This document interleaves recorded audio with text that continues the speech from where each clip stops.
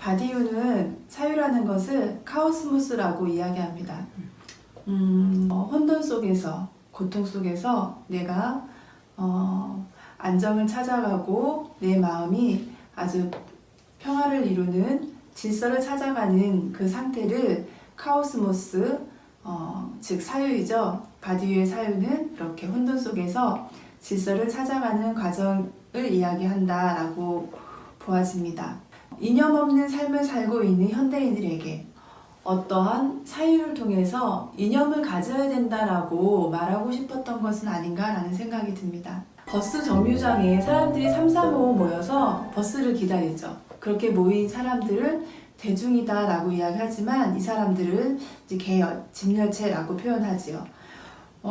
이들은 버스를 기다리는 그 하나의 목적만 갖고 있습니다. 하나의 목적은 갖고 있지만 그들이 버스를 기다리고 있는 그 내적 사유라고 할까요? 그 동기는 다 다르죠. 누구는 친구를 만나러 가기도 하고, 누구는 어떤 중요한 계약건으로 버스를 기다리고 있을 것 같기도 하고요. 또 누구는 집으로 돌아가기 위해서 버스를 기다리고 있기도 할 거예요.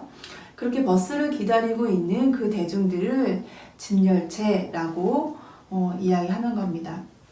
그렇게 모여있는 대중들의 모습이 보통 우리들의 삶의 일상적인 구조다라고 이야기하는 거죠.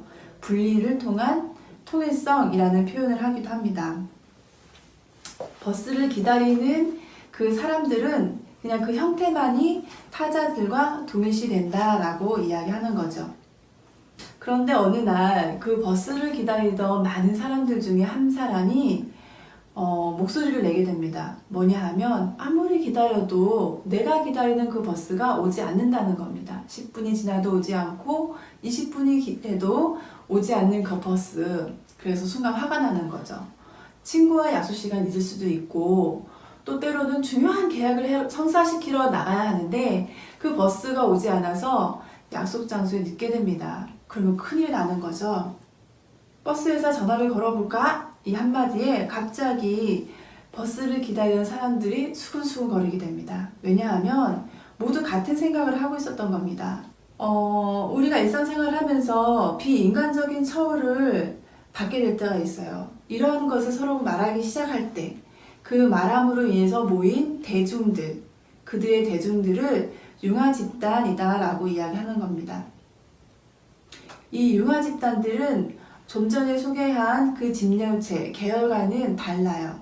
그들은 모여있는 목적이 하나입니다. 버스가 오지 않음으로 인해서 나의 그 불편함, 그러한 처우에 대해서 하나의 목소리를 내는 거죠. 이러한 사람들은 그들의 요청과 타인들 사이를 매개한다라고 이야기합니다. 그래서 이러한 인물들을 샤르트르는 조절적 제3자라고 부르기도 하죠. 예를 들어 바스티유로 가자라는 외침, 그 외침으로 어떤 프랑스 혁명이 이제 돌발적으로 일어나게 되는데요. 프랑스 혁명 당시도 딱 그랬다는 거죠. 누군가의 외침, 바스티유로 가자라는 그 외침으로 인해서 프랑스 혁명이 대두되게 된 거죠. 하지만 이러한 융합집단은 어떤 역사성을 띠고 있고 혁명성을 가지고는 있지만 사실 정치적인 개념까지는 가지 못했다라고 이야기하고 있습니다. 샤르트르는 조직이라는 것이 정치에 대한 절대적인 용어이고 대중을 통해서만 조직은 변증법적 이성을 찾을 수 있다라고 이야기했다는 것입니다. 즉 변증법적 이성 비판을 통해서 대중이 역사를 만든다라고 하는 것이 샤르트르의 입장이라면 바디우는 샤르트르의 변증법적 이성 비판에서 이성은 저항하는 이성이다라고 이야기합니다. 즉 자기의 목소리를 내고 있는 그 주체, 개인의 생각과 사유를 충분히 표현할 수 있는, 근데 그것이 흐름에 따르는 것이 아니라 그 제도에서 역행하는 그런 목소리를 낼 수 있는 저항하는 이성, 저항하는 사유를 해야 된다라는 것이 샤르트르가 말하고 싶었던 변증법적 이성이 아니냐라고 바디우는 설명하고 있습니다.